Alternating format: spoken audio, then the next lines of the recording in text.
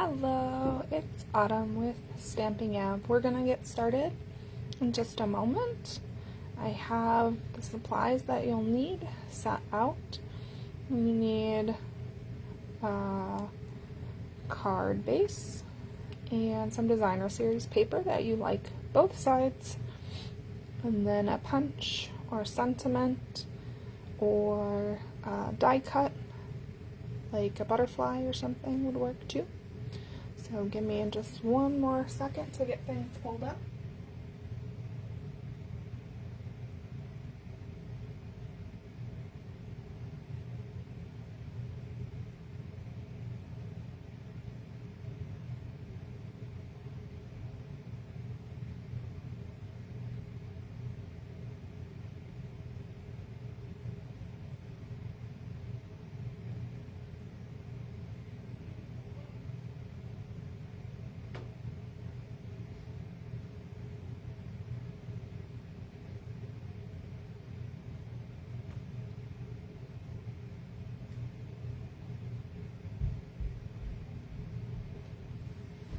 Alrighty, now I think I'm just about ready here. Sorry about that delay.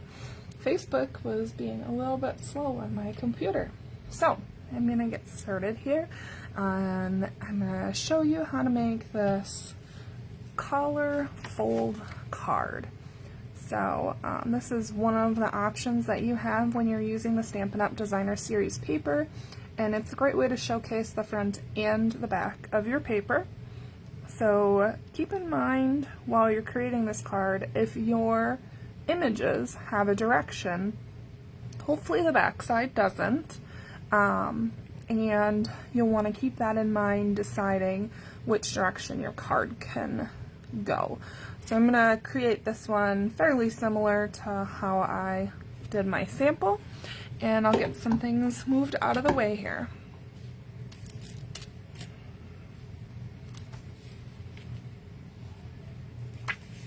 Okay, this is your card base that you're going to need. You may also want a white layer or vanilla layer. That would work too. And this can just be a coordinating color that you have your designer series paper to match. So I've used the Fresh Freesia, and I'm going to teach you how to make this collar fold. So you'll take your designer series paper, and if it's one layer in, you're going to want a 4" by 5 1/4" piece of your designer series paper. And what you're going to do is take and fold your piece in half and crease about 1 inch. Doesn't have to be perfect. I do, 2 finger widths is fine, and you don't have to cut in that whole way, but that little crease that we just made is the midpoint of our card. And then we're going to go ahead and take our snips and go ahead, let's see which side's easier, probably this floral side. Just going to cut in not quite the whole length of the snips for me. You can definitely make it deeper or tinier. The deeper you make it, the larger your flap is going to be. So then I try to get all the way to the point as I fold this back, and then go ahead and use your bone folder to help crease that.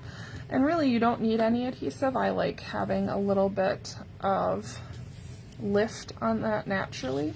And then we'll go ahead and fold back all the way to the point. Helps if you have something to fold back to, but my fingernails are all out of sorts from everything. Oh no. Packing and all that good stuff. Alright, so now we have our collar fold, and the reason they say that is this looks like a nice shirt with a collar.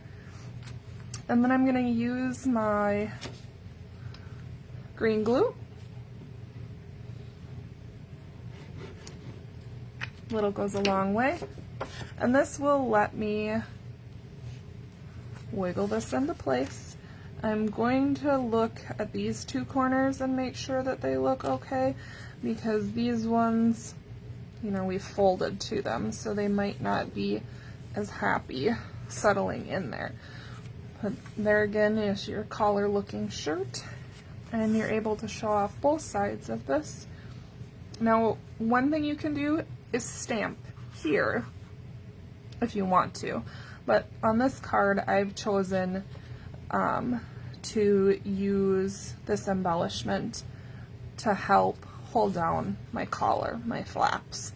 And then I wanted a little more pop of color, so I brought in our shimmer vellum that's in the in colors. It's fantastic, and it's 12 by 12, and there's so much of it, I don't know what I'm gonna do with it. Thank goodness I still have another year with this. Hopefully it doesn't retire. I really like it. And this piece is 3/4 by a little bit shy of 4 inches. So the way that I'm going to cut in the little flag on the end is actually to use the punch, the tailored, I think it's the tailored tag. But what I do is I look at my shimmer and make sure that I have both tips of the vellum coming through, and then go ahead and punch that, and I get my flag end. And do that again for the other end. That one I got a little bit off, but that's not a huge problem. I think we'll make do with that. And then what I'm going to do is use a little bit of glue kind of on the center of this to stick out my wishing you a wonderful birthday. And this stamp is from the set Elegantly Said. And so whenever I see it in a color other than black or gray, I get all excited because the paper that goes with the stamp set is black and gray and all the foils. Gold and copper and silver. So I'm not going to put a dimensional behind just the vellum. I don't want that to show, but I'm positioning my little dimensionals on this and the vellum so that I have a way to give extra support to the glue that I've used.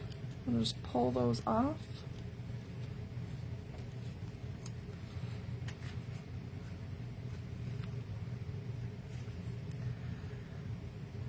And we'll center that. The nice thing about putting a punch or a die on top of where you cut in on the collar fold is that if there's a little bit of fold still in there, you're not going to see that. It's not going to stand out like a sore thumb, and if you have an oopsie, you can just cover that puppy up. And then the other thing that I did to really finish off the card is to use the in color jewels. And I went with some of the pink, and that's kind of how I fell into getting the shimmer, is that I looked at these in colors and I was like, oh, I can do more colors. So I was getting a little blah with fresh freesia, fresh freesia, fresh freesia. And I didn't really think that these were the right gem sparkly of the fresh freesia. So I just put, I like to go with odd numbers, but I wanted some out here. So usually 3 is my go-to, but I bumped it up and I went to 5. So this is my collar fold, but the other fold that I wanted to show you, which is really, really similar in the fact that you just fold back a corner, is no stamping on this card, and we use the I think it's called fan favorite paper, and then I used my my fun star, and then I did glue this one down, but it keeps popping up, so I put a gem or a star there, and it didn't want to stay there. But I did have a hard time in this paper. There's a lot of directional things happening, and I didn't necessarily want it to be baseball, so I ended up with this because I thought Happy Day All-Star, it could be a birthday card for a guy or just maybe even a graduate. Happy Day All-Star. So this is just where you fold back the corner of your paper as much as you want, and that will show that off. So I folded it back just enough so I could still read my Happy Day. And it really just depends what piece of your designer series paper you're gonna take, because you obviously have a 12 by 12, so you have a lot of options of where you're cutting your paper.